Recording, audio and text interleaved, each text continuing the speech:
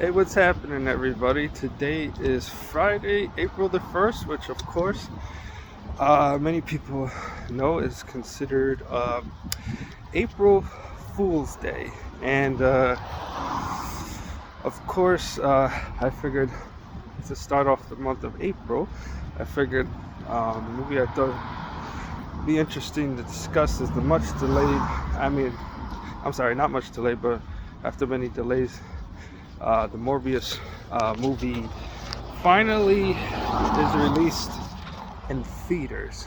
I guess it's considered not exactly part of the MCU, but more like, to an extent it is. It's kind of like it picks up after the events of the Venom movie, the second one. And of course it deals with Jared Leto's character, Dr. Michael Morbius, who's a scientist who suffers from a rare blood disorder that makes him very weak and, almost like, having difficulty walking and pale skin. And of course, the same condition affects one of his friends, Milo, who he initially knew as Lucian. And of course, Michael develops like a serum, that would cure his condition, but, as a side effect, it kind of gives him like almost like vampire-like abilities, like the ability of speed and strength and of echolocation and flying as well. But it also gives him, like, as in the case of most vampires, the thirst for blood. And even though he tries to keep the vampire side of him at bay with artificial blood, but of course, it only can do so much. And Michael tries to fight, to find the balance between the human side and the vampire side, but I guess also trying to embrace both at the same time. And then of course, throughout the events of the movie, his friend Milo ends up instead kind of like, also takes the serum to be cured of the same disease. But, unlike Michael, it's like Milo kind of embraces like the animalistic vampire side.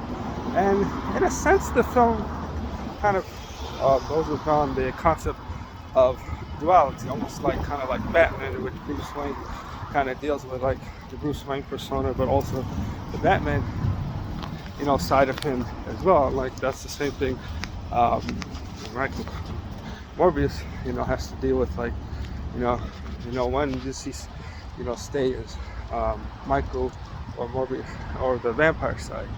And then of course Tyrese Gibson plays one of the FBI agents, who's trying to figure out who's the one behind the latest killing sprees. And in terms of what I thought about it, it's not a bad movie. It certainly isn't the greatest, but not as bad as many people said.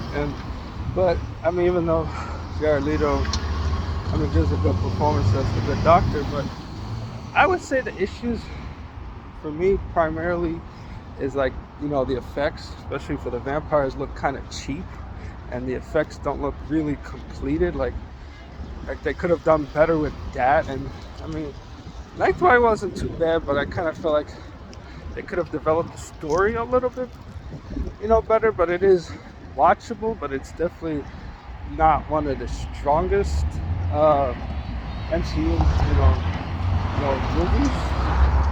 But hopefully if they do the sequel, that they do a better job. So that's my verdict.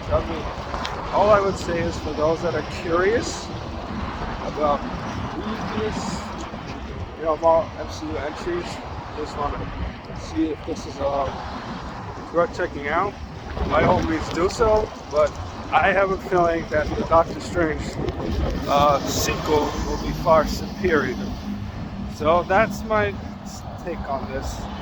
Okay, everyone, thanks again, and feel free to subscribe to the channel.